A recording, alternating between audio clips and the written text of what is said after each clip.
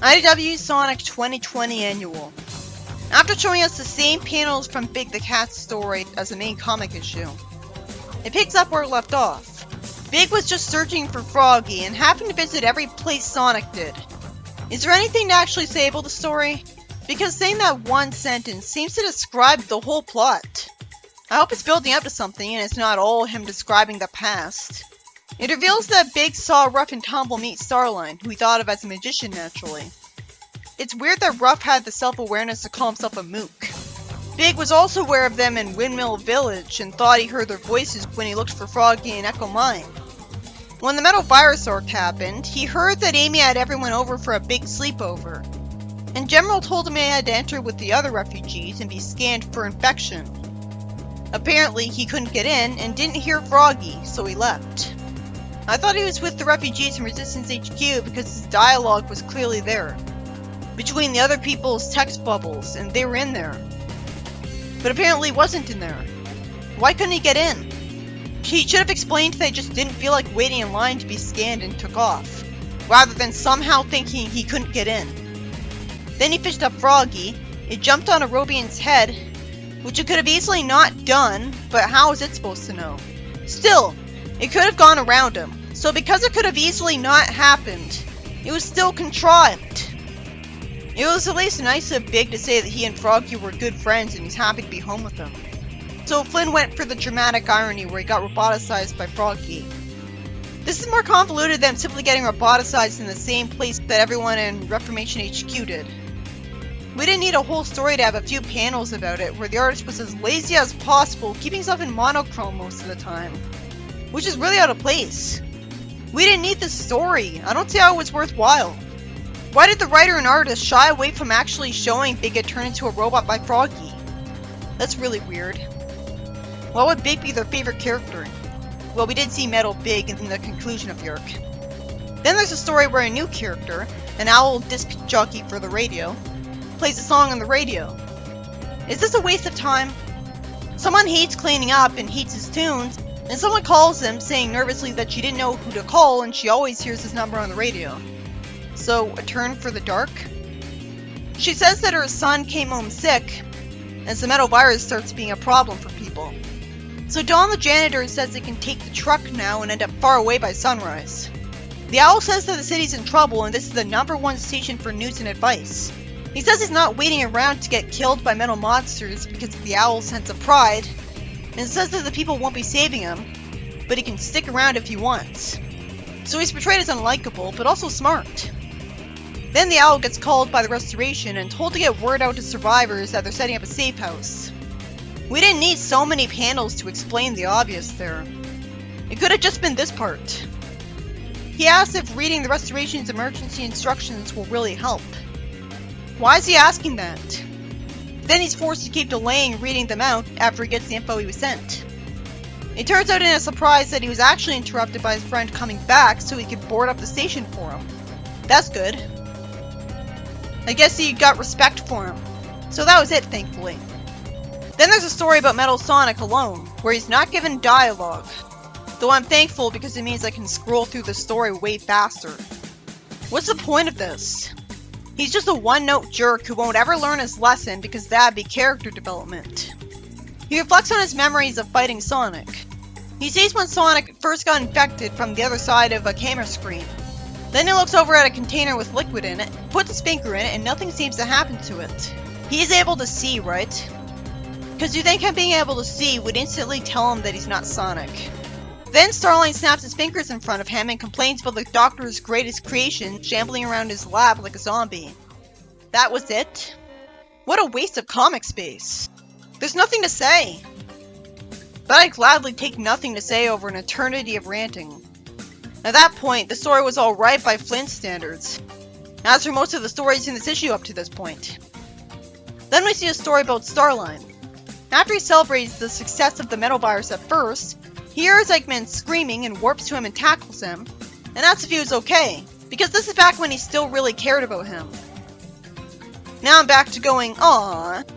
It's a shame they had to fight because Eggman was turned into a complete idiot to force that. If he was Sadie and Robotnik, maybe Starline would have stuck with them from sheer respect. But to be fair, we already had a character who was fanatically loyal to Eggman even when he shouldn't have been. And he was called Grimer.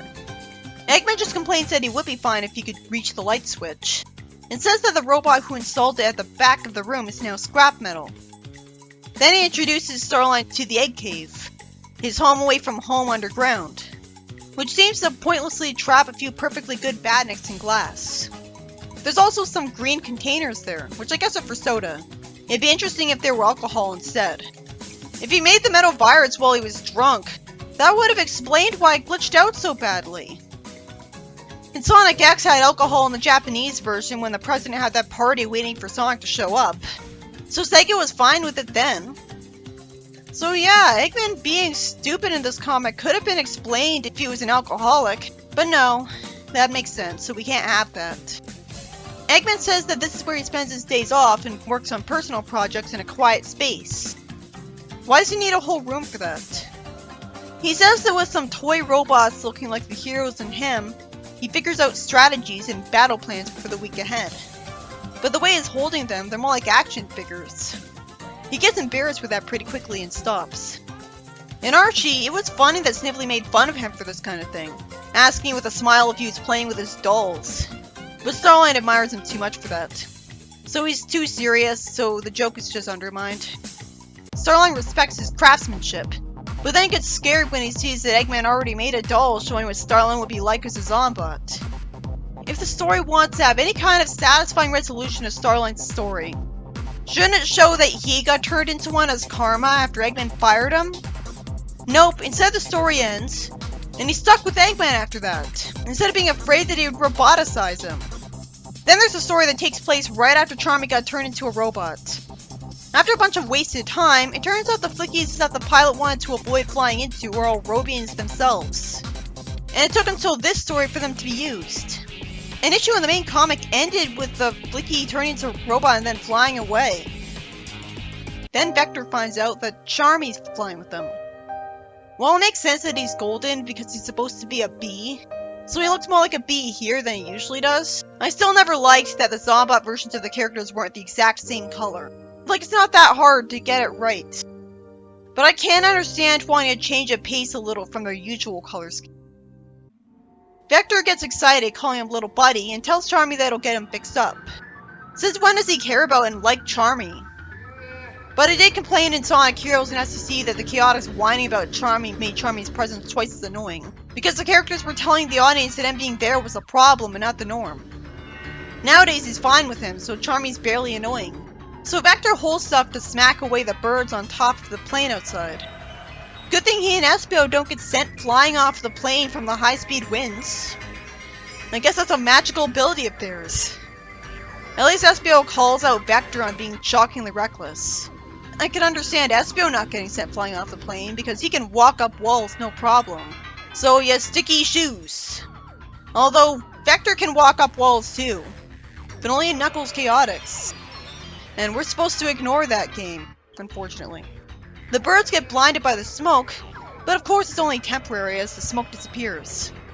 Vector says he can't hear himself think over all the buzzing. Why was the story kept to this issue? You'd think it'd be a main issue. It'd made more sense for the issue where Sonic kept Eggman from taking control of the Robians again to be a side story. Who cares if it was Sonic who's in it? Saying buzzing gives Vector an idea. Espio protects him, and Vector listens for the buzzing to find Charmy. Lucky for him, while all of the other Robians are completely silent, Charmy was still making buzzing noises for some reason. We don't even get to see him trap Charmy in the container. He just runs out of the smoke with him in it, so we didn't really get to see him earn his victory. How did he see him in the smoke and avoid infection? It just barely makes sense. He just got lucky. Then there's a story that wastes our time at the start with a civilian that Sonic saved from a robot earlier, telling Jewel in a long text bubble that when the metal virus got dropped from the sky, everyone in the Sonic fan club was sent running, and she's been separated from them for an hour. Jewel agrees to help her look for friends on top of the wall. These characters talk way too much. What a boring story. Where's some main characters? They go to a farm and run over to someone who says it's about time someone found her. Jewel says not to touch the metal stuff, as Tangle warned her. Why isn't she telling her exactly why it's not safe? Oh, because the writer is just that desperate to force this character to get roboticized. Because he's that sadistic. Or just flat out doesn't give a shit. There's no in-universe explanation. Even her vague excuse that it's not safe is enough of a justification, because obviously if it's not safe, she should be assuming that's poisonous to the touch. So why would she touch it? Is she suicidal? Why isn't Jewel explaining what's wrong with this stuff? Is it just because they're younger than her? Then she's a complete idiot. She wouldn't know what to do if she was a parent then. You're supposed to tell your kid, like, don't drink this, it's poisonous. Once again, 99% of the characters who got roboticized got that fate because it was their own damn faults for being idiots. And that makes you too angry at them to care about the story. The writer should have left well enough alone. It should have been left to off-screen. I assumed Jewel just suddenly got jumped by a Robian from behind and it was justified.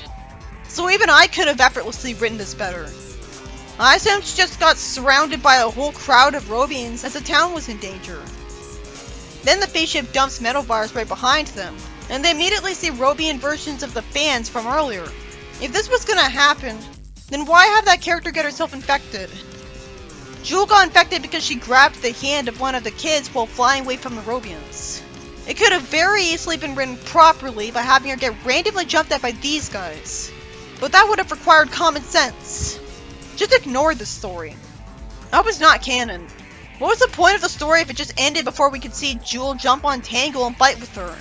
Obviously that should have had the comic space, because that's a significant story idea.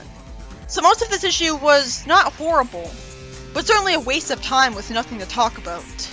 A lot of short stories that don't matter. Jewel's story was garbage. He didn't just keep things simple, so of course she got roboticized because everyone in the story was an idiot instead. That kind of thing kind of destroys the likability of the characters for that story.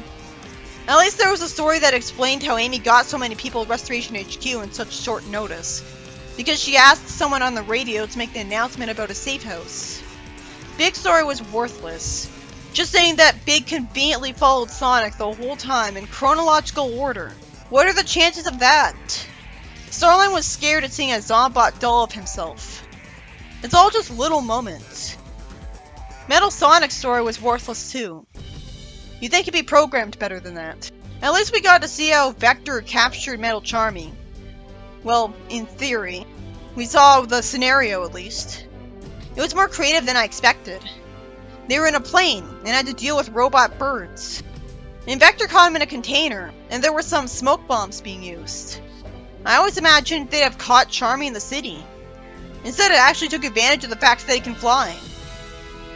Ultimately, the issue is just a pointless diversion that has nothing to do with what happened to Sonic after he got warped away from his planet. So whatever. I say that because I actually read this issue right after the Metal Virus arc ended.